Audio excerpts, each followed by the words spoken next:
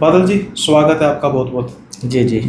तो बादल जी देखिए, अभी हम बात करेंगे, काफ़ी बातें करेंगे, जी, जी। क्योंकि जो आपकी वेशभूषा है ऑडियंस समझ गई होंगी जी। कि कुछ साधारण नहीं है। जी, जी, कई जी। असाधारण चीज़ें हैं, लेकिन उससे भी कई असाधारण है आपके किस्से। जी, जी। आपने किस्सा शुरू किया जो कई लोगों का फेवरेट भी है, हुँ, लेकिन हुँ। एंटिटी एक है करण पिशाची, हाँ उससे जी। जुड़े किस्से अलग हैं, और ये वो किस्सा हो सकता है जिसमें शायद आप भी जुड़े हो कहीं ना कहीं। हाँ जी, हाँ तो जी। हो सकता है बड़े कम ऐसे केसेस हैं जहाँ पर फर्स्ट हैंड हमें जी, ऐसे जी। पर्सन से मिलना होता है जिसमें करण पिशाचिनी का कोई लिंक रहा हो। हुँ, तो मैं हुँ। चाहता हूँ कि पहले आप वो किस्सा हमें बताइए, फिर उसके बाद हम चर्चा करेंगे बाकी। तो मेरे पास एक ऐसा ही किस्सा आया था, मुंबई से आया था वो। हम्म।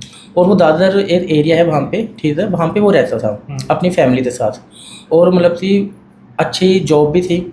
जैसे रेलवे जो होता है, हम्म। स्टेशन जो होता है, हम्म। वहाँ पे उनकी टीटी की जॉब थी। ओके। जो टीचर जो चेस्ट वगैरह करते हैं, उस चीज़ की वहाँ पे जॉब थी। हम्म। वो दिल का साफ इंसान भी था, ठीक है? बट उसके अंदर गलत चीज़ें बहुत थी, आदतें जिसे हम आदत बोल देते हैं, है ना? आदतें ऐसी थी जैसे थी दारू पीना, ठीक है? और जुआ, सट्टेबाजी, या आशिया करना। इन चीज़ों में बहुत ज़्यादा उसका माइंड चलता था। उसका माइंड ये चलता था, भाई मैं जुआ खेलूँ, पैसा ज़्यादा कमाऊँ, ठीक है? बस मुझे पैसा वाला ही बनना है, ठीक है?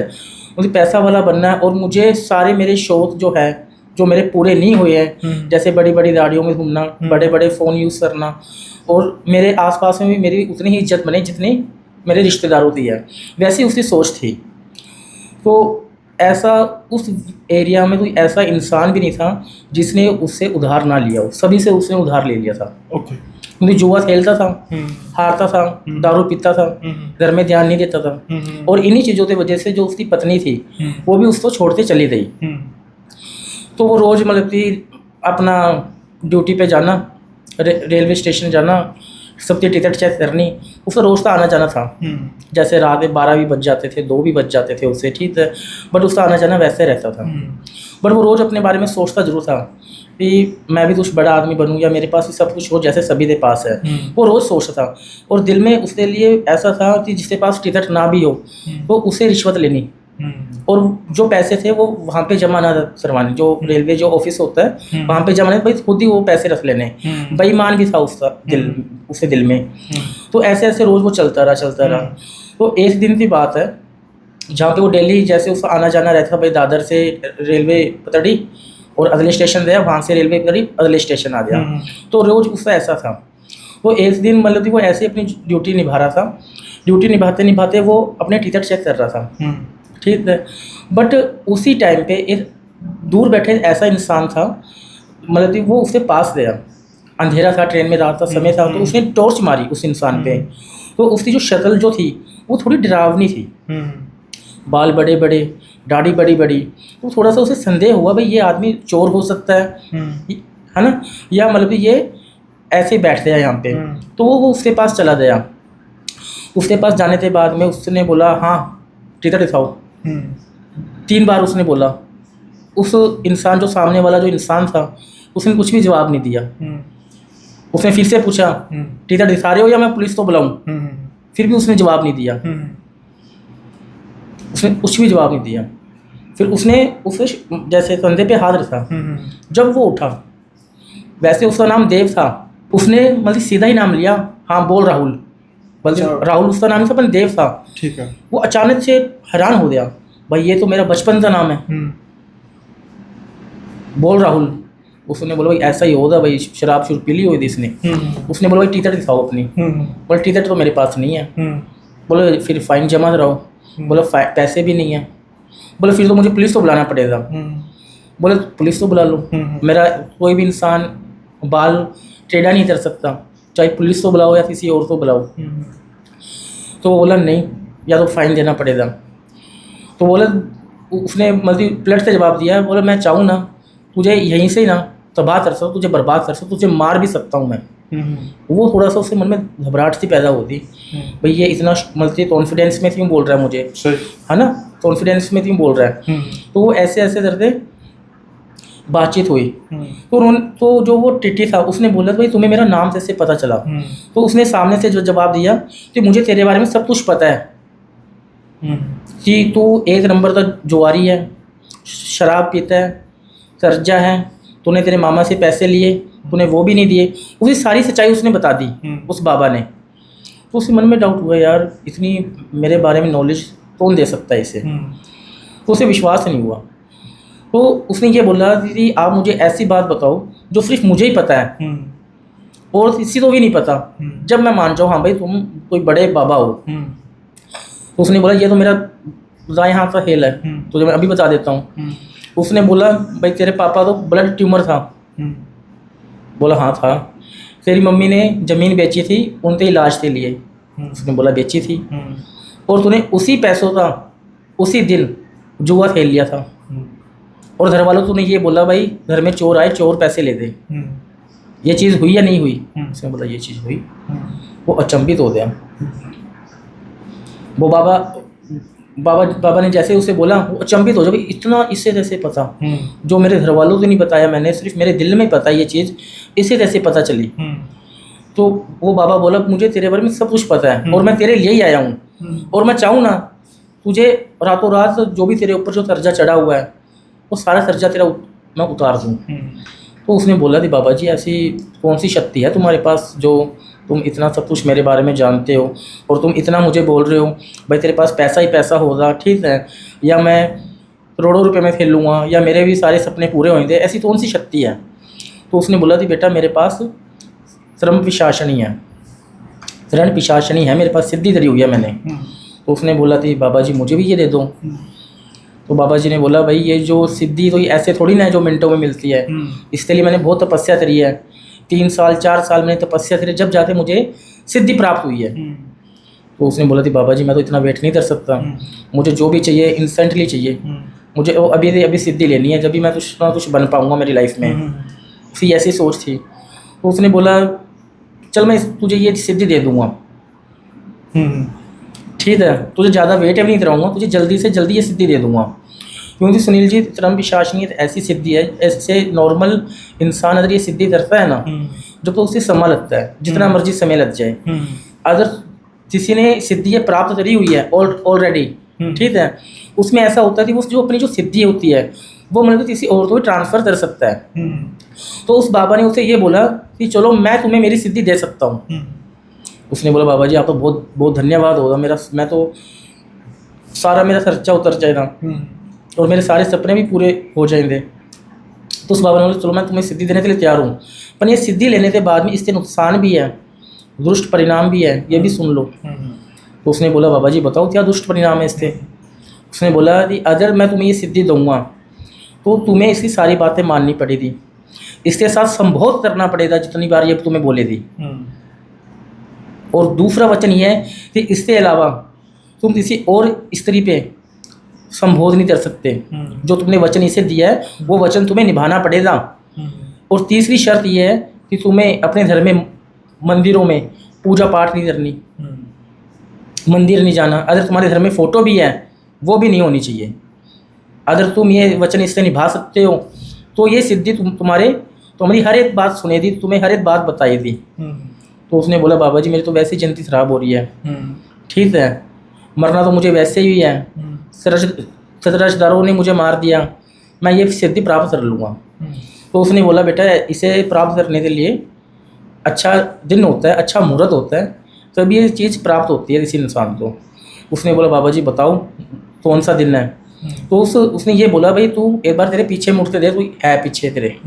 जैसे उसने पीछे मुड़ता रहता बाबा वहाँ पे था ही नहीं। अच्छा दोबारा वापस देखा, खत्म, गायब हो गया वो। उससे मन में अचंभव हो गया भाई बाबा अभी तो था और अभी है नहीं, ये कैसे हो सकता है? तो उसने बोला चलो पता नहीं कोई छलावा होगा या मैंने कोई बुरा सपना देख लिया, मन में भ्रम हो गया होगा, उसने ये चीज़ सोच ली। वो अपना रोज़ घर पे आना जाना जैसा उसका डेली रूटीन है वो वैसे रहा। वो कई बार ट्रेनों में देखता भाई बाबा है या नहीं है, बाबा है या नहीं है। एक दिन शनिवार से पहले शुक्रवार फ़ोन आया उसके पास। उसने बोला पहचाना मुझे? उसने बोला नहीं। बोला मैं वही बाबा हूँ जो तुम्हें सिद्धि दे रहा था। बोला हाँ मैंने पहचान लिया।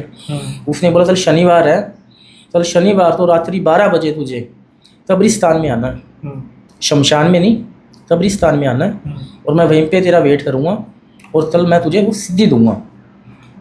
जब भी आए ब्लैक कपड़ा पहनते आना।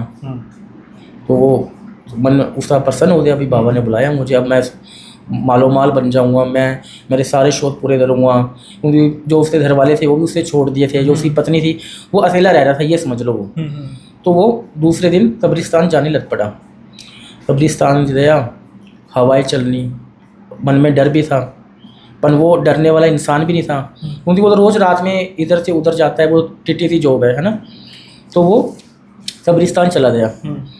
जैसे जैसे जा रहा था वैसे वैसे उल्लू की आवाज़ आनी, छनछना की आवाज़ आनी, डर, थोड़ा थोड़ा डर भी था उसके मन में, भाई कुछ मेरे साथ गलत ना हो जाए आज। तो कब्रिस्तान के बिल्कुल सेंटर में आते ना, वो सेंटर में आ गया। इधर उधर उसने नज़र मारी, भाई यहाँ पे कोई बाबा ही नहीं है। थोड़ा सा वो और आगे चला तो दूर थोड़ी, जैसे होता है ना हवन हम जलाते हैं, तो जलने वाली चीज़ उसे नज़र आई बड़ी बड़ी लपटों में। उसने सोचा मैं कब्रिस्तान में आया हूँ, यहाँ पे तो दफनाया जाता है, तो यहाँ पे कोई आग की लपट क्यों आ रही है। उसके मन में ये डाउट हो गया, और जाए थोड़ा सा और आगे। जैसे जैसे वो आगे बढ़ा तो उसे नज़र आया वही बाबा बैठा है। वो बाबा बैठा था, साथ में एक स्त्री थी, लाश थी। ठीक है, वो स्त्री भी इतनी सुंदर थी जिससे उसका जो मन था वो भी मनमोहित हो गया। उसके दिल में बोलते हैं भाई इतनी अच्छी खुशबू वाली स्त्री, ठीक है, वैसे उसके अंदर स्मेल आ रही थी। वो वहाँ पे पहुँचा, उसने बोला बेटा मैं तू इसके सामने बैठ, ठीक है, इसका जो लेफ्ट हैंड है वो तेरे राइट हाथ में ले ले। ठीक है, वो मरी हुई थी वैसे, जिंदा नहीं थी, जिंदा नहीं थी वो। तो उसने बोला मैं मंत्रों का उच्चारण कर रहा हूँ, ठीक है, जिससे ये सिद्धि तुझे प्राप्त हो जाए, और जब तक मैं मंत्र का उच्चारण बंद ना करूँ तो तुझे इसका हाथ नहीं छोड़ना है। उसने बोला ठीक है बाबा जी। तो बाबा ने मंत्र पढ़ने स्टार्ट करे। 30 मिनट हो गए, 1 घंटा हो गया, 1.5 घंटा हो गया वहाँ पे बैठे बैठे। बट जैसे जैसे मंत्र चल रहे थे ना, वैसे वैसे जो वो लाश थी है ना, उस लाश में से अलग सी स्मेल आनी स्टार्ट हो गई, बदबू जिसे बोलते हैं, ठीक है, बदबू आना स्टार्ट हो गई। जो उसकी जो चमड़ी थी, ठीक है, उसमें मतलब थी जो तरावट नहीं होती, जैसे चमड़ी का ऐसे जिंदा हो जाना, वैसी चीज़ें। आंखों में मतलब कि काले आंसू आ रहे थे, नॉर्मल आंसू नहीं होते, जशनी जो शरण पिशाचनी जो होती है ना, उसकी आंखों में आंसू हमेशा ब्लैक आते हैं, वाइट नहीं आते, पानी नहीं आता। वैसी वैसी चीज़ें आनी स्टार्ट हो गई। तो वो सोचा भाई बाबा कुछ कर रहा है। तो बाबा ने फिर 2 घंटे मंत्र का उच्चारण करा। उच्चारण करने के बाद में उसे एक मंत्र दिया। उसने बोला मैं तुम्हें एक मंत्र दे रहा हूँ, इस मंत्र को तुम्हें कोई अपना अकेला जो रूम हो जहाँ पे तुझे कोई डिस्टर्ब ना कर सके, तुझे वहाँ पे इसका उच्चारण करना है 108 बार, पर मुझे डिस्टर्ब नहीं करना चाहिए भाई। बोल ठीक है बाबा जी। दूसरा उसने बोला जो भी तेरे घर में फ़ोटो है, भगवान थी किसी थी भी, वो फ़ोटो ब्लैक कपड़े में बांध ले, या उन फ़ोटो को बाहर पीपल के पेड़ पे चढ़ा दे।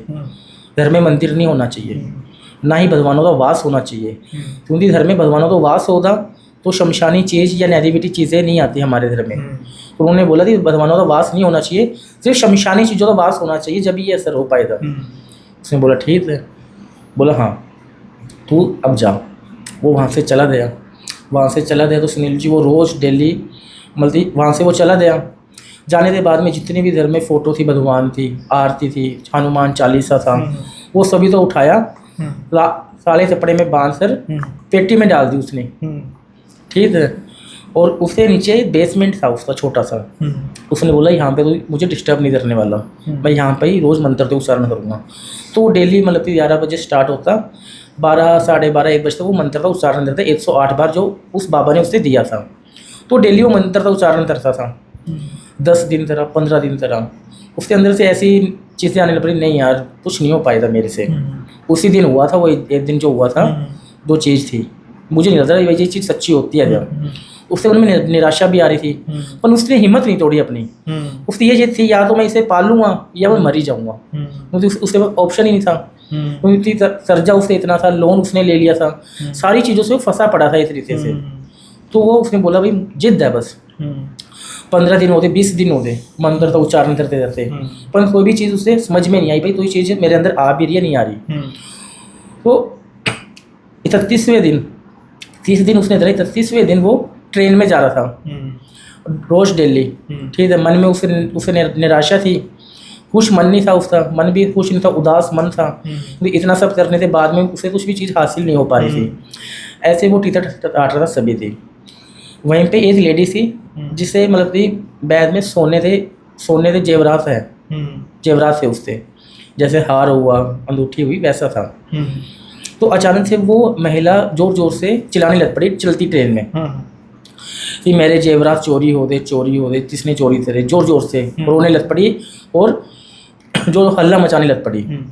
तो वो बोला भाई चेक कर लेते हैं हम, भाई देख लो भाई किसने चोरी करे वो दे दो, नहीं दिए तो पुलिस में जाओ दे। उसने ये बोल दिया सभी यात्रियों को, तो किसी ने भी हाँ नहीं बोली। अचानक से मतलब उससे तो जब तरण पिशाचनिता जब हमें एहसास होता है ना पहली बार, वो हमेशा हमारे कान में बोलती है हमेशा। तो उसे अजीब सा ना सनसनाहट सा पैदा हुआ, विस्परिंग। हाँ, उसके कान में सनसनाहट सा महसूस हुआ। उसने सोचा अब मेरे साथ अजीब हो रहा है। तो अजीब सा उसने ये बोला कि जो सामने वाला जो लाल शर्ट वाला इंसान है उसने ही चोरी करे हैं। ओके। और उसने डायरेक्टली सीधा उस महिला को ये बोला कि वो जो लाल शर्ट वाला बंदा है उसने तुम्हारे सामान चोरी करा है। तो वो महिला वहाँ पे रही उसके पास, और जैसे उसने हाथ डाला उसी बैग में उसका सामान मिल गया, उसे जेवरात। तो उसे मन में खुशहाली पैदा हुई, हाँ भाई ये चीज़ मुझे सिद्ध हो रही है या मैं इसे सिद्ध कर सकता हूँ। 1% उसे आस से मिली। बोलते जहाँ आस मिलता है तो वहाँ पे रिजल्ट भी हमें मिलता है ना। तो वो डेली फिर दोबारा से मंत्र का उच्चारण स्टार्ट कर दिया। वैसे एक दिन रात में जहाँ पे जो बेसमेंट था वहाँ से ज़ोर ज़ोर से आवाज़ें आने लग पड़ी, दरवाज़ों की, ठीक है, दरवाजे थी ज़ोर ज़ोर से दबाना, पायल बाजनी, ठीक है, ज़ोर ज़ोर से रोने की आवाज़ आने लग पड़ी। जैसे तो महिला नहीं रोती, ज़ोर ज़ोर से रोने की आवाज़ आनी, उससे मन में थोड़ा सा डर पैदा हो गया। उसने फिर थोड़ी सी हिम्मत करी, वो धीरे धीरे बेसमेंट की तरफ गया कि ऐसा क्यों हो रहा है, इस वजह से हो रहा है। जैसे वो बेसमेंट में गया, उस बेसमेंट के अंदर जहाँ पे वो मंत्र का उच्चारण करता बैठ कर, वहीं पे एक महिला थी। और महिला को देखते वो पूरा प्रसन्न हो गया। इतनी वो सुंदर होती हैं ये तरण पिशाचनी जो होती है ना, ये अप्सरा से बढ़कर ये इतनी सुंदर होती हैं। आपने अप्सरा भी नाम सुना होगा, है ना। ये अप्सरा से भी ज़्यादा सुंदर होती हैं, रूप बनाती हैं, यानी असली रूप क्रूप ही होता है, जानबूझकर रूप सुंदर बनाती हैं, असल में सुंदर रूप। असल में ये सुंदर रहती हैं। अच्छा, तो असल में सुंदर होती हैं। असल में सुंदर ही रहती हैं। तो जैसे उसने उसे देखा, ठीक है, उसका मन बहुत प्रसन्न हुआ। वो यार इतनी सुंदर। अब एक तो वो वैसे ही इन कामों में था, याशो करने में, उसे ऐसी चीज़ मिलती तो उसे क्या लेना देना था। सही। पर उसके दिल में डर भी था, वो डर भी रहा था। तो उसने जो तरण पिशाचनी जो थी उसने ये बोला कि तू डर मत, मैं तेरे पास हूँ, तूने मुझे सिद्ध करा है, मैं तुझे नुकसान नहीं दूंगी, मैं तेरे साथ रहूँगी, तू बस मेरे पास आ। तो वो उसके पास गया, ठीक है। पास जाने के बाद में, क्योंकि उस जो बाबा था उसने यही बोला था कि इसकी जो मेन जो वचन है वो है संबोध करना, इसकी प्यास बुझाना, वो वचन तुझे निभाना पड़ेगा। उसको ये चीज़ याद थी, तो उसने बोला भाई मुझे संबोध करना पड़ेगा। तो वो जैसे उन दोनों ने संबोध करना स्टार्ट कर दिया। पर इसके अंदर सुनील जी संबोध ऐसे नहीं लाइव वैसे होता है। इसके अंदर जैसे ये सपना नहीं देखते हम, हाँ, सपने में होता है, जो भी होता है, ऐसा नहीं भाई फिजिकली होगा इन पर्सन, ऐसा कुछ वैसा नहीं होता। हाँ। जैसे तो हमें सपना आता है, थॉट्स होते हैं, वैसे वो चीज़ें उससे थॉट्स में था, मल्टी थॉट्स में था। जैसे संबोध मल्टी जो उसे पसंद था वैसा संबोध वो तरण पिशाचनी कर रही थी। और जैसा संबोध एक पिशाचनी तो मतलब होता है वैसे वो कर रहा था। दोनों एक दूसरे सेटिस्फाई हो रहे थे। और जैसे उसने आइस ओपन करी वैसे जो पिशाचनी थी गायब हो गई। तो ऐसे ऐसे रोज उनके अंदर दोनों में चलता रहा। चलने के बाद में मतलब जो भी उसको मन में थी, भाई मुझे इतना पैसा चाहिए, इतना मुझे ये चाहिए, तो धीरे धीरे सब वो उसे देने लग पड़ी। पैसा, बड़ा घर, गाड़ियाँ, ठीक है, बड़ा बड़ा ऑफिस, ठीक है, सब कुछ उसे मिल गया। और वो अपनी लाइफ में बहुत अच्छा चल रहा था। उसने बस ये था भाई मुझे संबोध करना है, भगवानों के पास जाना नहीं है। जिन भगवानों ने मेरी इतने टाइम से नहीं सुनी, बस ये पिशाचनी मेरी सुन रही, और मुझे क्या चाहिए। मतलब उसकी नज़र में जो वो पिशाचनी थी वो भी उसके लिए भगवान का रूप थी एक तरह से, ठीक है। तो डेली ऐसा ही चल रहा था दोनों में। तो ऐसा चलता रहा। दोनों में संबंध भी बनते थे रोज़, और दोनों तो एक दूसरे की आदतें भी पड़ चुकी थी उस टाइम पे। जैसे जैसे हुआ वैसे उसकी जो वाइफ थी जो उसे छोड़ते चली रही थी, उसको ऐसा पता चला दूर से, किसी रिश्तेदार ने बताया भी तेरे पति के पास तो बहुत पैसा है, तेरा पति तो ऐश लूट रहा है। उसे जैसे ये बात पता चली वैसे वो घर पे आ गई उससे मिलने। उसने हाथ जोड़े, माफ़ी मांगी, भाई जो भी हुआ मुझे माफ़ करो, मैं तुम्हारे साथ रहूँगी। अब पति भी ऐसा था कि इतने टाइम बाद में बीवी मिली है, दिल पिघल गया। दिल में एक होता है ना भाई, इमोशनल तो रहते ही हैं, इमोशनल। तो उसने बोला चलो ठीक है हम साथ में रहेंगे। भाई बीवी भी खुश रहने लग पड़ी। पर ऐसा था सुनील जी, वो दुनिया की नज़रों में हस्बैंड वाइफ थे, पर उन दोनों में हस्बैंड वाइफ जैसा कुछ भी रिश्ता नहीं बन पा रहा था। तो करण पिशाच नहीं आ चुकी थी। उसने वचन दिया हुआ था और उसने ये भी बोला हुआ था अगर तूने इस वचन को तोड़ा तो तेरे साथ बुरा होगा सबसे बड़ा, जो तू सोच भी नहीं पाएगा। ऐसा था। तो पत्नी भी ऐसे सोचती है यार मेरा पति मेरे पास नहीं सोता, दूर दूर सोता है, ना क्लोज आने की कोशिश करता है। ऐसे ऐसे उसके मन में डाउट थे। तो उसने किसी मंदिर से पूछा, मंदिर में वो रोज जाती थी उसकी पत्नी, ठीक है, वो तो नहीं जाता पर उसकी पत्नी जाती थी। तो मंदिर के बाहर कोई पंडित था, उसने वही उसकी पत्नी ने ये बोला भाई मेरा पति मेरे से दूर दूर रहता है, मेरे पास नहीं रहता। तो उसने ये बोला भाई ऐसा करो आप हवन वगैरह करवा लो अपने घर में, कोई ग्रह कोई नवग्रह शांति का पाठ होगा, कोई पूजा हुई वो आप करवा लो जिससे शांति बनी रहे, जिससे दोनों में प्यार आ जाए। तो उसने बोला ठीक है आप ऐसा करो, आप कल मेरे घर पे आओ और पूजा करते आओ, पूजा करने आओ। उसकी पत्नी ने बोला आप आओ पूजा करने आओ। तो दूसरे दिन पंडित वहाँ पे चला गया।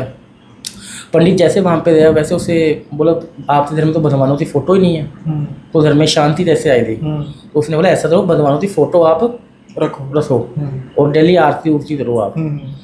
तो उसने बोला ठीक है। उसने बोला मैं आज दोपहर में आ रहा हूँ हवन करने, इतनी देर आप तैयारी करते रखना, भगवानों की फ़ोटो वगैरह रख लो आप। तो उसने बोला ठीक है। जैसे अंदर हवन चल रहा था अच्छे से, भगवानों की पूजा चल रही थी, उसके पति का आने का टाइम था शाम को। जैसे उसका पति घर में आया तो उसने देखा भाई घर में पूजा पाठ हो रही है, भगवानों को पुजाया जा रहा है, आरती हो रही है, जोत जलाई जा रही है, हवन चल रहा है, सब कुछ हो रहा है। तो उसके मन में आया भाई मैंने सबसे बड़ी गलती तो मैंने वचन दिया था कि पूजा पाठ नहीं होनी चाहिए घर में, या देवी देवताएं नहीं रहने चाहिए, और मैंने ये वचन तोड़ा है, अब मेरे साथ कुछ बुरा होगा। तो जैसे वो अंदर गया उसने अपनी पत्नी से पूछा भाई ये फ़ोटो कहाँ से आई। तो उसने बोला भाई मैंने भगवान से मन्नत बोली थी भाई जब भी आप अच्छे इंसान बन जाओगे और अच्छे पैसे वाले बन जाओगे तो मैं हमारे घर में नवग्रह की शांति से जो पाठ होता है पूजा होता है वो मैं करवाऊँगी। तो आज मेरी इच्छा पूरी हुई है तो मैं इसलिए करवा रही हूँ। पति पूरा गुस्से में हो गया। उसने बोला तेरी ज़रूरत क्यों हुई ऐसी कुछ करने से, मेरे से पूछा क्यों नहीं। दोनों में आर्गूमेंट होने लग पड़े, लड़ाई होने लग पड़ी। पति ने जितनी भी फ़ोटो थी सब उठाई दोबारा से डाल दी एक पेटी में। बोला अब ये फ़ोटो नहीं डलनी चाहिए यहाँ पे। अब वो चीज़ बोलकर वो घर से चला गया। जैसे जैसे वो रास्ते में जा रहा था वैसे उसके मन में डर था यार मेरे साथ कुछ गलत ना हो जाए, मुझे हानि ना पहुँचाने लग जाए। ऐसा ऐसा उसके माइंड में चल रहा था, बट वो चीज़ नहीं हो रही थी उसके साथ, गलत चीज़ नहीं हो रही थी। तो दूसरे दिन जो बेसमेंट था वो वहाँ पे चला गया उसी रात। तो वहाँ पे वो जो मंत्र बताया था वो सिद्ध करने लग पड़ा दोबारा से। ठीक है, दोबारा से जो तुरंत पिशाचनी जो थी उसने अपनी आइस बंद करी, वो उसी आइस से सामने आई। बट उसने ये बोला कि कोई बात नहीं, बट मेरा जो लास्ट वाला जो वचन है वो नहीं टूटना चाहिए बस। उसने बोला नहीं टूटेगा। फिर दोनों में संबोध हुआ। पर जब वो संबोध होता था तो जो उसकी वाइफ थी उसे भी ये आवाज़ें सुनाई देती थी। जो जैसे रिलेशन जब बनता है है ना, तो उससे भी वो जो आवाज़ें थी वो सुनाई देती थी। तो उसके मन में डाउट हुआ कि मेरा पति रोज़ बेसमेंट में जाता है और घर में मैं और यही हैं, तो ये आवाज़ें कहाँ से आती है। तो ऐसे ऐसे उसके माइंड में चल रहा था। फिर दूसरे दिन ऐसा था कि वो कोई दोस्त थे, कोई बर्थडे था, जन्मदिन था, और मन में टेंशन भी थी यार पत्नी भी आई हुई है और मैंने गलतियाँ भी बहुत कर दी। तो उसने वहाँ पे शराब पी ली। शराब इतनी पी ली थी उससे पैर भी ना उससे बैठा भी नहीं जा रहा था, इतनी उसने शराब पी ली। जैसे तैसे करते वो घर पे पहुँचा। घर पे जैसे ही पहुँचा तो वो बेड पे लेट गया। उसकी पत्नी दूसरे बेड पे थी। उसकी पत्नी तो उसके ऊपर तरस आया कि मेरा पति तो इतना टेंशन है, इतनी ये दारू पीता है, पता नहीं किस चीज़ के लिए ये सोच रहा है, मैं एक पत्नी हूँ, चलो मैं पास जाके बैठती तो हूँ ना थोड़ी देर। जैसे ही वो उसके साथ बैठी, अब पति के भी मन में ऐसा होता है यार मेरी पत्नी है, एक वो रिलेशन बना रहा था सपनों में, एक असली में रिलेशन था, और ये सबसे बड़ी गलती उसने उस टाइम कर दी। उसे होश था नहीं, उसने रिलेशन बना लिया वाइफ से बोलने पे, और जैसे वो सुबह उठा अपने आप को देखा भाई बिना कपड़ों से, और साथ में जो वाइफ सो रही है वो भी बिना कपड़ों से, उसने सोच लिया चल रात में कुछ गलत होगा हमारे दोनों के बीच में। वो चीज़ उसे इतनी डरावनी हो गई उस टाइम पे सुनील जी, उसने अपनी जो वाइफ थी ना उसको कपड़े भी नहीं पहनने दिए, उसने पहले अपने रूम से बाहर निकाला उसे कि तू मुझे बता थी तू मेरे पास क्यों आई रात में। उसने बोला भाई तू मेरे पास आई थे। उसने वो ज़ोर ज़ोर से अपने, बोलते ना एक इंसान गुस्से में आ जाता है जैसे बाल तो नोचना कि मैं बर्बाद हो चुका हूँ अब तू चली जा, बोलते इस साइको टाइप इंसान हो जाता है, वैसा वो इंसान हो गया उस टाइम पे। तो मेरे साथ तो मैंने सब कुछ मेरे हाथों से बर्बाद कर दिया, और अब वो मुझे नहीं छोड़ने वाली, अब वो मुझे मार ही डालेगी, ठीक है, अब मैं कहीं से भी नहीं बच पाऊँगा। ऐसे ऐसे मन में ठोट आने स्टार्ट हो गए उससे, क्योंकि वो अपने वचन निभा नहीं सकता। जो तरण पिशाचनी है उसने अपने सारे वचन निभाए थे, वो वचन नहीं निभा पाया लास्ट में। तो जैसे जैसे करते उसने अपनी वाइफ को ये बात बताई धीरे से, ऐसी ऐसी गलती हो गई, ठीक है। उसी वाइफ ने अपने घर पे ये चीज़ बताई कि मम्मी मेरे पति ने तो ऐसी ऐसी गलती कर ली। जो उसकी मम्मी थी उनका जो रिश्तेदार था वो मेरे जान पहचान में था। ओके। हाँ जी, उन्होंने मुझे ये चीज़ बताई थी, ऐसे ऐसा पूरा जो जैसे मैं आपको एक्सप्लेन कर रहा हूँ ना सारी चीज़ें, वैसे उन्होंने मुझे एक्सप्लेन करी, ऐसी ऐसी बात हुई है। तो मैंने बोला इसका तो सोल्यूशन तो क्या ही बताएं अब, ये तो चीज़ ही अलग है। तो ये प्रेत है, भूत होता है, उससे तो हम चलो कंट्रोल कर भी लेते हैं। तरण पिशाचनी तो ये तो देव रूप से निकाली हुई यक्षिणी है, ये तो इसे कैसे हटाया जा सके। तो मैंने बोला कोई बात नहीं, मैं आपके घर पे विजिट करता हूँ, या आप अपने पति को अपने घर पे ना रखो, जहाँ पे वो साधना डेली होती थी उस घर से उसे बाहर निकालो आप। अगर वो उस रूम में चला गया वापस से तो इसका बचना नामुमकिन है, कोई भी दुनिया की पावर इसे नहीं बचा सकती है। अगर ये उस बेसमेंट में या उस घर के अंदर भी चला गया तो वो, मैंने बोला आप ऐसा करो, आप इसे मेरे पास भेजो। तो वहाँ से वो मुंबई से बाय फ्लाइट आए थे मेरे पास, ठीक है। पहले वो दिल्ली उतरे, दिल्ली से वो आए वृंदावन वो आए, मेरे से बातचीत हुई उनकी, ठीक है। बातचीत हुई तो उनका ये तरण पिशाचनी हटाने के लिए कम से कम 120 दिन मुझे लग पड़े थे। अच्छा। क्योंकि ये चीज़ हटाई नहीं जाती, तो फिर ये ऐसे तंत्र विद्या से नहीं हटाई जाती। जैसे उस बाबा ने पहले से सिद्धि तरी हुई थी सिद्धि, हम किसी तो अपनी सिद्धि दे सकते हैं ना कि वो सिद्धि हम रिमूव कर सकते हैं। सही। तो उसके ऊपर जो उसने सिद्धि ली हुई थी उस बाबा से, वो सिद्धि जैसे जैसे करते 120 डेज के अंदर हमने उतारे लगाने स्टार्ट करे। तामसिक उतारे होते हैं, सात्विक उतारे होते हैं, अनुष्ठान तरह, यंत्र तरह, ठीक है, स्तंभन क्रिया धरी, ठीक है, उच्चाटन क्रिया धरी, ठीक है। इन सारी क्रियाओं को करने के बाद में ना वो चीज़ें उनसे हटाई दी। जैसे उतारा जो होता है तामसिक उतारा होता है, जिससे हम उसके अंदर हमें 4 उतारे लगाने पड़ते हैं। ऐसे तो यशनी हम सिद्धि कर लेते हैं और वो हमें परेशान करे, या उस सिद्धि में हम फेल हो जाए, या हमें डरावने सपने आते हैं, तो वो सारी चीज़ तो हटाने के लिए हमें उतारे लगाने पड़ते हैं। उतारे में ये होता है हमें 4 उतारे लगाने पड़ते हैं सुनील जी। 4 उतारों में जैसे सामान, जैसे मदिरा हुआ, मांस हुआ, ठीक है, सिगरेट हुई, इत्तर हुआ, ठीक है, ये हमें उस मटके में रखना पड़ता है। रखने के बाद में हमें 7 बार अपने ऊपर से उंवारना पड़ता है। उंवारने के बाद में हमें जैसे चौरस्ता हुआ वहाँ पर से आना पड़ता है। तो उस तेज के अंदर हमने 4 उतारे एक ही टाइम पे लगाए थे 12 बजे। ओके। पहला उतारा लगाया हमने नदी के किनारे, दूसरा हमने लगाया वीरान हवेली में, तीसरा चौरस्ते में, चौथा शमशान में। ये 4 उतारे लगने के बाद में ना वो यशनी शांत हुई, ऐसे शांत नहीं होती वो। तो आमतौर पे तो ये सुनने में आता है ना कि ये जानलेवा ही होती हैं तकरीबन, फिर जान लेके जाती हैं। देखो मैं आपको सही बात बताऊँ, देखो यशनी जो होती है ना वो शमशान की चीज़ होती है। करण पिशाच। हाँ, तरण पिशाचनी जो चीज़ें होती है, बेताल हुआ, भूत हुए, प्रेत हुए, जो भी इन चीज़ों को पूछता है ना वो भूत योनि में ही जाता है। अच्छा, आज नहीं तो कल जाएगा। उसकी आत्मा को शांति नहीं मिलती, वो उनकी ही बरादरी में जाएगा। जो देवी देवता तो पूछते हैं, वो देवी देवता तो योनि में जाएंगे। पर ये भी सुनने में आता है कि तांत्रिक जैसे आप हैं, ये भी आप भी सिद्धि करते हैं इनको, तो फिर आपका भी आपको भी अपना वो पता है कि आप कहाँ जाएंगे। तो सिद्धि हम जो हमारे लिए सही होती है हम वही चीज करते हैं। लेकिन आप किसी ना किसी पिशाच को तो वो करते ही होंगे ना, सिद्ध करते हम कंट्रोल करते हैं, सिद्ध नहीं करते। अच्छा, सिद्ध नहीं करते, तो सिद्ध किसको करते हैं आप फिर? हमने तो साधना करी हुई है। साधना करते हैं, सिद्ध नहीं करते। सिद्ध नहीं करते हैं। ठीक है। तो जैसे इसमें फिर ये यहाँ तक था कि भाई वो 120 दिन बाद फिर वो ठीक हो गया। ठीक हो गया, अब वो ठीक है। अब वो ठीक है, बट मैंने अभी भी उन्हें यही बोला कि घर में पूजा पाठ होनी चाहिए। हाँ, घर में भगवान का नाम होना चाहिए। चाहे हम घर से बाहर एक दिया ही जलाएं, पर दिया जलाना जरूर होता है। पुराने ज़माने में आपने देखा होगा कि लोग अपने घर से बाहर दिया जरूर जलाते थे पुराने ज़माने में। वो दिया इसलिए जलाते थे जो भी बाहर की जो नेगेटिविटी चीज़ें हैं वो उनके घर से अंदर इंटरफेयर आग से डरती है ना, आग से डरती हैं वो। बादल जी, ये तो बेसिकली आपके लिए वो कहते हैं ना वकील का सबसे बड़ा केस, मुझे लगता है कि आपका ये करण प्रशासनिक का सबसे बड़े केसेस में से एक होगा। हाँ जी, हाँ जी। जिसमें आपका सच में कोई सामना ऐसे हुआ है कि हाँ भाई जी जी कोई टक्कर का मुकाबला हुआ है। जी जी। लेकिन ऐसा भी नहीं है कि सिर्फ करण प्रशासनी है जिनके साथ कोई ऐसा होता है। कुछ ऐसी शरारती रूहें होती हैं, शरारती आत्माएं होती हैं जिनके साथ आपका वास्ता पड़ सकता है। तो कोई ऐसा किस्सा है जिसमें आपको कुछ ऐसा एनकाउंटर आपके साथ हुआ हो? हाँ जी, मेरे पास एक ऐसा ही केस आया था। वो केस था हिसार का। कहाँ का? हिसार हरियाणा से। हिसार? अच्छा। हिसार हरियाणा से था वो। एक छोटा सा विलेज था वहाँ पे, ठीक है।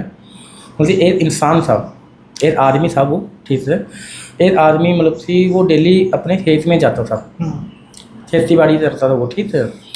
पर सुनील जी वो जब भी जाता था ना, उसी रास्ते में रोज़ एक चौरस्ता पड़ता था, चौराहा, ठीक है। और उसका जहाँ पे खेत था, ठीक है, जो चौराहे था उससे बिल्कुल पास में ना मतलब ये शमशान भी था, ठीक है। मतलब वो उन चीज़ों में बिलीव नहीं करता था, भाई भूत प्रेत होते हैं या नहीं होते हैं। उनका यह था कि भूत प्रेत कुछ नहीं होता, ये बस मन की भावनाएं हैं, झूठी चीज़ें हैं, इनमें कुछ भी नहीं रहता। उसकी सोच ये थी। तो डेली उसी रास्ते से जाता था, उसी रास्ते से वापस आता था।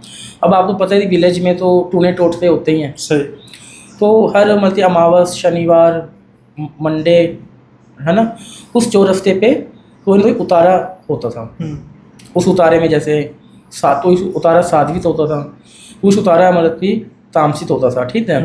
तो जैसे उस रास्ते पे जाता था ना, तो वो चीज़ों को नहीं मानता था। जैसे अपने पैर से हटा दिया, डिसरिस्पेक्ट करना, मतलब उस चीज़ों को ऐसे फेस देना, ठीक है, या वो चीज़ों को फोड़ देना, ऐसा डेली का काम था उसका। उसके मन में ये सोचती भाई भूत प्रेत नहीं होता है।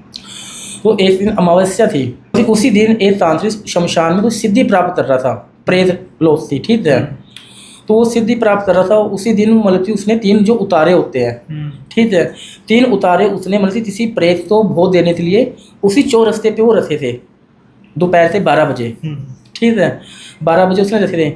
और 1 बजे उसका वहाँ से आने का टाइम था। उसी आदमी था, उसे विश्वास था नहीं, तो उसने जैसा भाई 3 उतारे हैं यहाँ पे, तो उन्हें ऐसे मेरे रास्ते के बीच में डालता है, ऐसी चीज़ें क्यों हैं, तो उसने वही चीज़ें स्टार्ट करनी।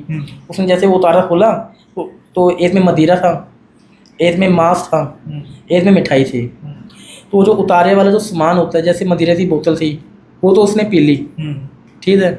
जो मांस था, कच्चा मांस था, उसका कुछ काम नहीं था, उसने ऐसे ही इधर उधर फेंक दिया।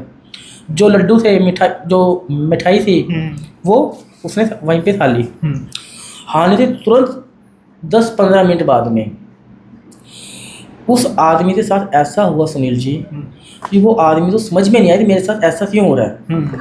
जैसे कि जोर जोर से अपने आप को पेड़ पे मारना, सर को मारना, अपने आप को पत्थरों से मारना, कोई डंडी थी डंडों से मारना। उसके अंदर से अलग ही आवाज़ें आ रही थी, तूने मेरा भोग क्यों लिया, ये हमारी चीज़ें हैं, तूने हमारे साथ ऐसा क्यों किया, तूने हमारी मदिरा क्यों पिया, तूने ये चीज़ क्यों खाई, ये हमारी चीज़ें है, और हमें वापस दे, तू अपने घर पे चल हमें लेकर। तो वो अपने आप ही वो अपने घर पे चला गया। जैसे वो घर पे गया, वैसे उसने घर वालों से डिमांड करनी स्टार्ट कर दी। उसने बोला मुझे मदिरा चाहिए, मुझे मांस चाहिए। एक प्रेत बोलता है मुझे सिगरेट चाहिए, एक प्रेत बोलता है मुझे कच्चा मांस चाहिए, एक प्रेत बोलता है मुझे मदिरा चाहिए। घर वाले सोचे आज एक इंसान इतनी चीज़ें क्यों मान रहे हैं, इसे ऐसा क्या हो गया। घर में जोर जोर से लड़ाई करना, ज़ोर ज़ोर से बोलना, ठीक है, डिसरिस्पेक्ट से बात करना, गालियाँ देना, कोई चीज़ ना दे दो उसे मारना, सामने माँ है, बाप है, भाभी है, कुछ भी हो, किसी तो भी ना बचना, सभी तो मारना।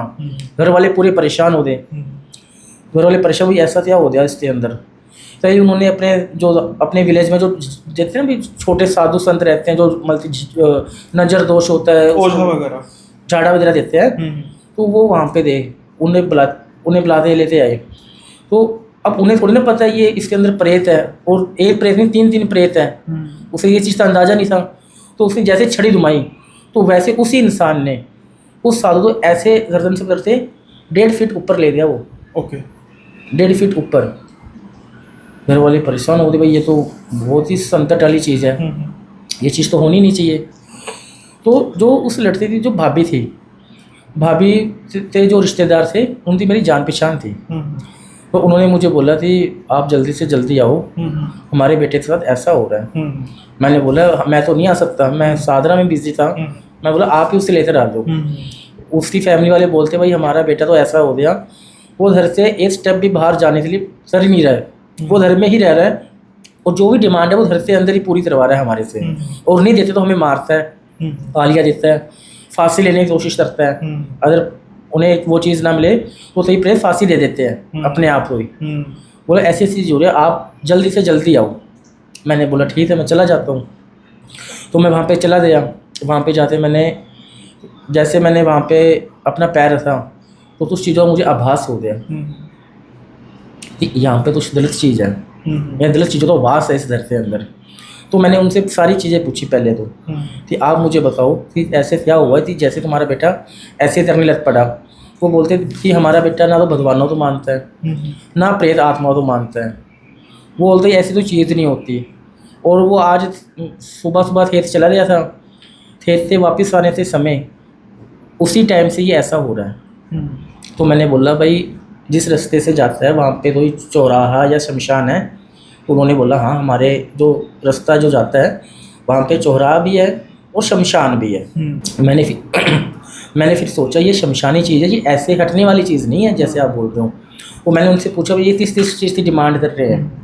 उन्होंने बोला कोई ये बोल रहा है मुझे इत्तर चाहिए, कोई मदिरा चाहिए, एक प्रेत बोलता मुझे मांस चाहिए, ऐसे ऐसे डिमांडें हो रही है उनकी। तो मैंने बोला भाई आप ऐसा करो, आपकी तरफ में एक तो उनके तरफ पे वो था छोटा सा होल टाइप होता ना, है ना।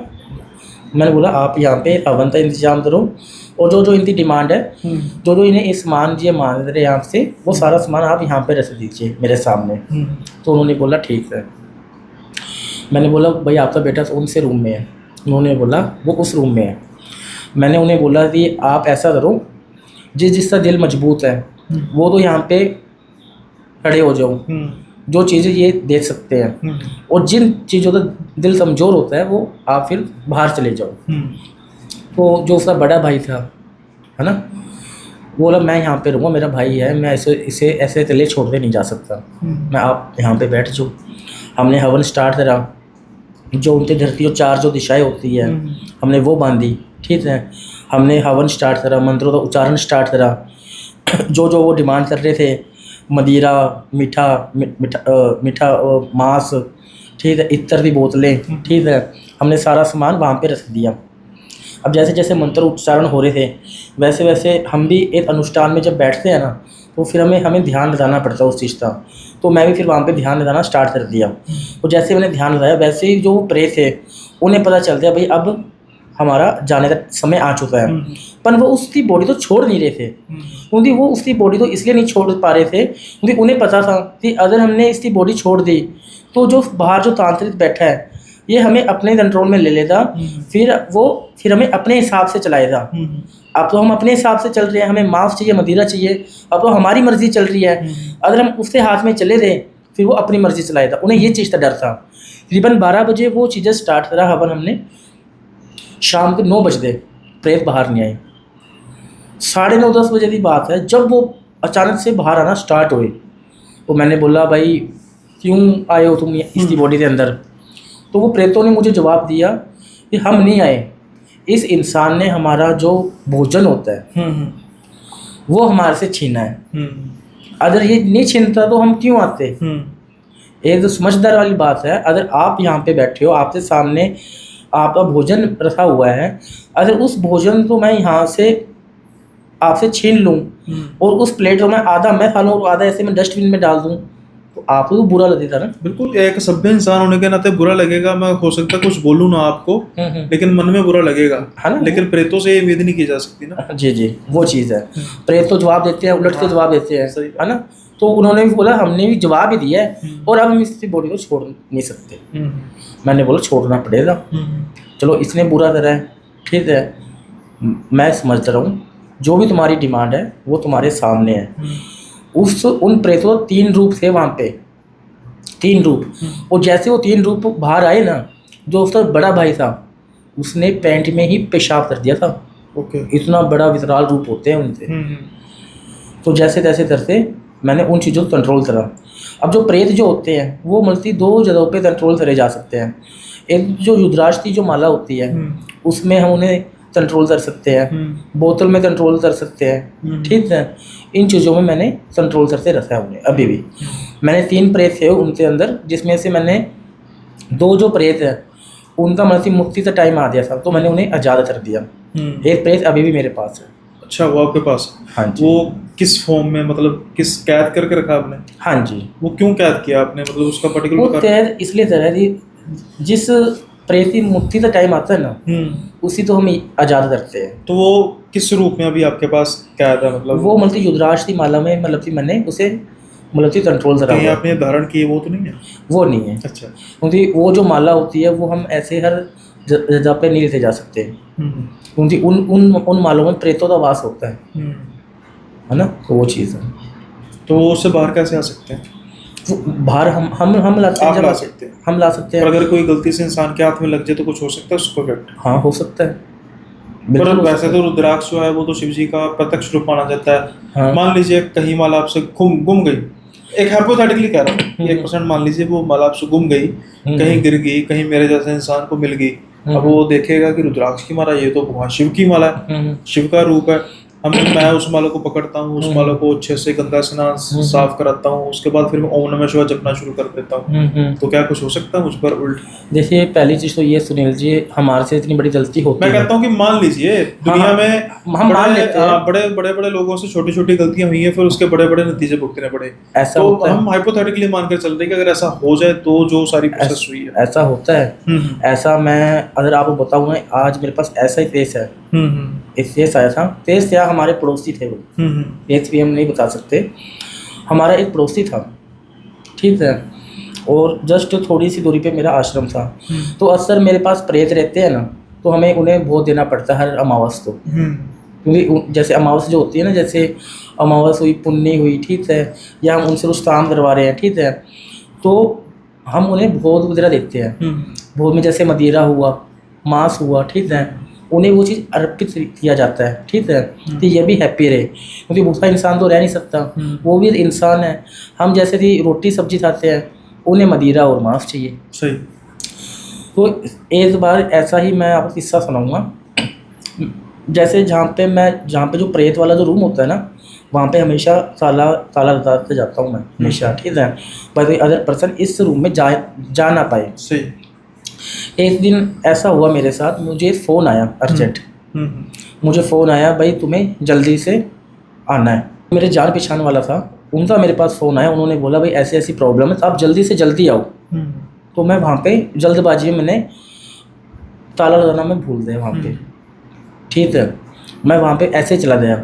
तो जो सामने वाला जो पड़ोसी था वो अक्सर मुझे मिलता था, क्योंकि मदिरा मैं पीता नहीं, पहली चीज़, क्योंकि हम जो भी भोज चढ़ाते हैं उसमें से जो भी आधा जो बचती है बोतल, वो मैं उससे दे देता हूँ, ठीक है, भाई तू पी ले, तू तो रोज़ पीता है, तो मैं अक्सर उसे देता हूँ। तो एक दिन की बात है, वो मुझसे मिलने आ रहा था मेरे वहाँ पे, है ना। तो जैसे वो मुझे मेरे वहाँ पे मिलने आया, तो उसने कहा मैं तो यहाँ पे हूँ नहीं, पर जो रूम था हमेशा उसके ऊपर ताला रहता, पर उस दिन ताला नहीं था। तो उसने सोचा भाई इस रूम में हमेशा ताला रहता है, देखो तो सही इस रूम में है क्या ऐसा कि भाई ये ताला रहता है ना, मुझे अंदर आने देता है। वो जैसे उस रूम में गया, वहाँ पे हर एक बोतल में थोड़ी थोड़ी शराब थी। उन शराब की बोतलों में अक्सर प्रेत रहते हैं मेरे, ठीक है। उसने बोला भाई शराब की बोतलें यहाँ पे इतनी पड़ी है और अलग अलग ब्रांड की पड़ी है, ये भी नहीं है भाई एक ही ब्रांड है, वहाँ पे अलग अलग ब्रांड की बोतलें पड़ी हैं। उसने एक बोतल ली, पी ली होलसेल, दूसरी बोतल ली, पी ली, 3 बोतल पी ली उसने प्रेत वाली। अब आप ये सोचो उसके साथ क्या हुआ होगा। भाई मैं तो जो बुरा सोच सकता हूँ उसके साथ वही होगा, लेकिन आप बता दीजिए कि क्या क्या हुआ। मैं जैसे जस्ट अंदर गया ना, वो इंसान जैसे छिपकली नहीं दीवार पे चिपकी रहती, वैसे वो चिपका हुआ। मैंने ऊपर देखा, मैं तू ऊपर क्या कर रहा है, ना वो बोल रहा ना वो सुन रहा, चुपचाप बैठा बस वहाँ पे छिपकली की तरह। इतना जोर से वो था उसका झटका। फिर मैंने बोला अब इसे उतारूँ कैसे उतारूँ, उतारना भी तो चाहिए ना। फिर मैंने बाहर से कुछ भोज वगैरह का इंतजाम करा, ठीक है। मैंने वो भोज सामने रखा, शुद्ध जो भोज रहता है, ताज़ा जो रहता है ना, ताज़ा भोज मैंने सामने रखा। मांस, ताज़ा मांस, जो मदिरा जो होता है, सबसे पुरानी जो दारू होती है, देसी जो दारू होती है, वो मैंने सामने रखी। जब जाते वो नीचे आया, नीचे आते मतलब वो मांस ग्रहण करा, ठीक है। जब मैंने दोबारा से कंट्रोल करा, अब मैंने उन्हें कंट्रोल तो कर लिया था, पर 2 महीने बाद में उसकी डेथ हो गई। हाँ ठीक है, वो तो इतना ज़्यादा वो नहीं सह पाया बेचारा, बच नहीं पाया वो। पर ये था 2 महीने तो वो अच्छे से रहा, पर 2 महीने बाद में उसकी डेथ हो गई। पर गलती थी ना उसकी, लालच होने पर। अभी हम आगे बात करेंगे, लेकिन इसमें ना मेरे 2 चीज़ें जो हैं वो पॉइंट ऑफ इंटरेस्ट है, जिनका एक क्वेश्चन होता है कि जो ये अल्कोहल का समझ में आता है, मांस का समझ में आता है, जो परफ्यूम का समझ में आता है कि इसमें भी अल्कोहल होता है उसकी वजह से, या फिर खुशबू की वजह से भी ये अट्रैक्ट होते हैं, लेकिन मिठाई में ऐसी क्या चीज़ होती है जिसको लेके अट्रैक्ट होते हैं? देखो मिठाई में जो होता है ना, मिठास रहता है, चीनी रहती है, ठीक है, मेवा रहता है, ठीक है। हमेशा जो सफ़ेद जो मिठाई होती है, ठीक है, क्योंकि जब इंसान जब मरता है ना तो उसके ऊपर वाइट चादर चढ़ाई जाती है, ठीक है। तो इसलिए जो वाइट जो मिठाई होती है ना, उसमें प्रेत बहुत रहते हैं। अच्छा, उसमें प्रेतों का होता है। अब जैसे क्या होता है कि ये माना जाता है कि अगर किसी को शक हो कि मेरे पर कोई किसी चीज़ के द्वारा, खासतौर पर सफ़ेद चीज़ के द्वारा काला जादू करने की कोशिश कर रहा है, लेट्स से कि उसको कोई बर्फ़ी खिला रहा है, उसको कोई रसगुल्ला खिला रहा है या दूध पिला रहा है, अब वो एक ऐसा शख्स है जिस पर शक तो उसको है, लेकिन अब वो उसको मना नहीं कर सकता। कहते हैं कि थोड़ा सा अगर नमक मिला दिया जाए तो जो भी होता है वो टूट जाता है। देखो ऐसा नहीं होता। अगर हम मीठा खा रहे हैं, जैसे आज हम रेस्टोरेंट में हैं, हमने मीठा खा लिया, ठीक है, मीठा खा के हम रेस्टोरेंट से बाहर जा रहे हैं, बट रेस्टोरेंट से बाहर जाने से पहले कुछ हमने नमक हुआ, कुछ हम घर में जो पूजा पाठ करते हैं, जो बरूती जो रहती है, ठीक है, वो हमने अपनी जेब में रख ली, ठीक है। फिर चाहे हम बाहर जा रहे हैं, हमें किसी चीज़ का खतरा नहीं है, चाहे वो चौरस्ता हो, शमशान हो, कुछ भी हो, हमें डर नहीं है। अगर किसी इंसान के ऊपर ब्लैक मैजिक जैसी कोई चीज़ करवा दी है और उसे पता है कि भाई मेरे ऊपर ये मैजिक हुआ है और किसने करवाया ये भी उसे पता है, अगर वो चीज़ वो नमक चाट लेता तो वो चीज़ नहीं हटती है ना। तो ये ब्लैक मैजिक नहीं, उससे पहले की बात कर रहा हूँ, कोई चीज़ खाने से, यानी दूध पीना है, उससे पहले उसमें नमक डाल दिया तो उसका तोड़, अगर कोई दूध के जरिए काला जादू किया जाए तो उसका तोड़ हो जाता है? नहीं होता, नहीं होता, ये सिर्फ मिथ है। ब्लैक मैजिक जो है ना, वो एक छठ कर्मा का पाठ है तंत्र विद्या में। तो ब्लैक मैजिक जो होता है वो शमशानी चीज़ों से होता है, और शमशानी पावर और एक नमक में जो पावर होती है, क्या पावर रहती है आप भी जानते हो। सही है ना। एक बोलते हैं ना भाई, शमशान में जो चीज़ पावरफुल रहती है और एक हमारे धर्म में जो रहती है, दोनों में बहुत अंतर है। वो तो है। अगर हम भी हम कुछ खा पीते बाहर जा रहे हैं, उससे पहले तो हम नमक वगैरह चाट ले तो वो चीज़ से हमें बचाव होता है। पर वही ब्लैक मैजिक चीज़, शमशानी चीज़ तो चीज़ हो रही है, चाहे उसमें आप नमक चाट लो या जो कुछ भी कर लो, उससे वो चीज़ हटानी पड़ती है, रिमूव करना पड़ता है उस चीज़ को।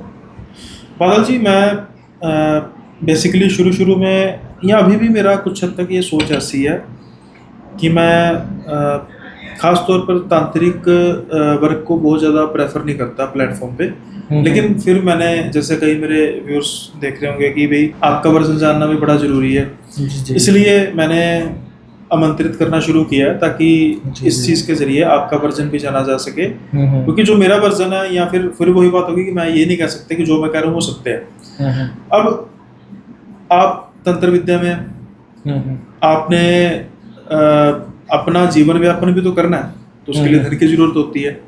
तो ऐसा तो नहीं है ना कि आप तंत्र का प्रयोग कर रहे हो तो उससे पैसा आपको आ रहा है। वो नेचुरली बात है, आपके पास जो अपनी समस्या लेकर आएंगे उनसे जो आपको धन अर्जित होगा तो उससे ही आपका निर्वाह होगा। ठीक कह रहा हूँ? जी। लेकिन जो मेरी सोच है, क्योंकि मेरी सोच ऐसा नहीं है कि मैंने अपनी पर्सनली घर बैठे बैठे एसी वाले रूम में बना ली कि ऐसा ही होगा। मैंने ऐसे कई लोगों के बारे में सुनकर जो अपनी समस्याएं लेकर तांत्रिक के पास जाते हैं और एक समस्या का हल निकलवाते हैं, तब तो तांत्रिक उन्हें 10 समस्याएं और दे देता है। नहीं मैं आपको बताऊं, नहीं, मैं आपकी बात नहीं कर रहा, मैं एज होल वर्क की बात कर रहा हूँ, जो कम्युनिटी जिसकी वजह से बदनाम हो रही है। मैं इस चीज़ को मना नहीं करूँगा। मेरे पास भी बहुत आते हैं इंसान, वो मुझे बोलते हैं कि गुरुजी हमने वहाँ पे पैसा दिया, हमें रिजल्ट नहीं मिला, हमारे पैसे ले लिए, हमें वो ऐसा कर लिया। ठीक है, पहली बात तो ऐसी है सुनील जी, हमारे यहाँ पे ऐसा कुछ काम होता नहीं है। ठीक है, जो भी काम होगा हम ये भी नहीं बोलते भाई हमने जो आपको टाइम दिया आप बस इंतज़ार करो। हम ये चीज़ बोलते हैं हमने जो भी टाइम दिया है उस टाइम पीरियड के दौरान आप जो भी प्रोसेस चल रहा है वो आप लाइव वीडियो कॉल पे भी देख सकते हो। और रही बात पैसों की सुनील जी, तो आपको पता है कि आज हर एक चीज़ में पैसे लगते हैं।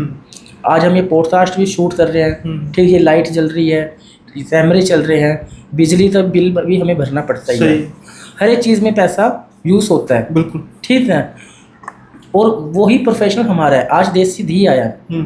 आज फॉर एग्जांपल आपने मुझे बोला कि गुरुजी हमारे घर में नवग्रह शांति की पूजा करनी है। मैंने बोला ठीक है। अब आपने बोला भाई हम पैसा नहीं देना चाहते। अब आप पैसा नहीं दोगे तो हमें तो सामान चाहिए ना। 700 रुपये थे जी घी आता है, ठीक है, तो उस दाम से जड़ी बूटियाँ भी आती हैं, तो वो पैसे हम हमारी जेब से थोड़ी ना भरेंगे।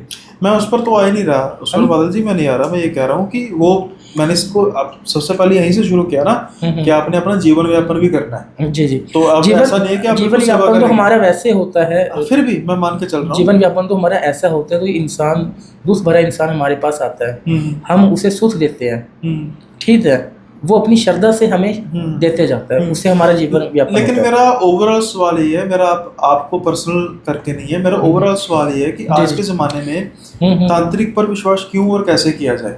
क्योंकि जैसे मैं ये नहीं कह रहा कि सिर्फ आपके मामले में है, अगर हम डॉक्टर की बात करनी शुरू कर देंगे तो डॉक्टर्स का भी यही हाल है। सबके दिमाग में एक बात बैठ गई है ना कि भाई अस्पताल जाएंगे तो बस बिल ही बनेगा, बंदा बचेगा नहीं, उसका नहीं पता। जैसे जैसे हम किन चीज़ों से गो थ्रू होते हैं, कोई डिपार्टमेंट ऐसा भी है, अगर हम स्कूल में जाते हैं, मतलब मैं उन लोगों को बताने की कोशिश कर रहा हूँ कि जो सिर्फ तांत्रिकों को टारगेट करते हैं, हर एक डिपार्टमेंट में ऐसा है। स्कूल में जाते हैं तो स्कूल में भी सब दुखी है, वही बात है, 500 रुपए की किताब 5000 रुपए की मिलती है।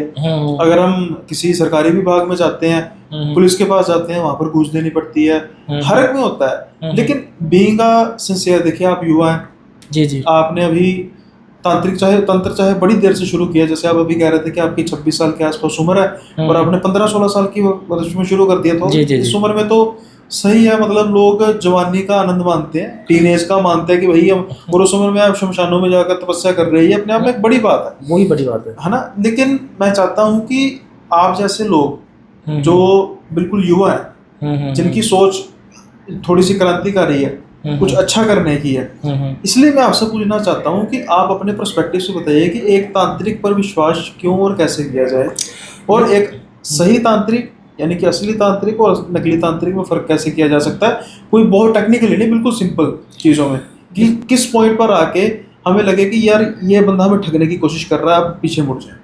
तो असली और गलत तांत्रिक के अंदर फर्क ये नज़र आता है कि एक नॉलेज नाम की चीज़ होती है। आज आप हो, मैं हूँ, आज हम किसी इंसान से बातचीत करते हैं, ठीक है, तो हमारे आत्मा से हमें आवाज़ मिल जाती है, भाई ये चीज़ सही नहीं हो रही, सही है। आज तो हमें लालच देता है, ठीक है, तो हम हमारे मन में ये हो जाता है नहीं यार ये लालच दे रहा है, ये चीज़ हमारे लिए सही नहीं है। तो सही लगता तो जो हमारी आत्मा होती है ना, उससे ही हमें जवाब मिल जाता है। सही। अगर कोई तांत्रिक कोई इंसान हमें अच्छा मिलता है तो हमारी आत्मा ये बोलती नहीं है ये अच्छा इंसान है, इसी बातें समझ में भी आ रही है और अच्छी भी है, और ये जो बोल रहा है वो चीज़ें मेरे में बीत रही है, तो सही तांत्रिक है।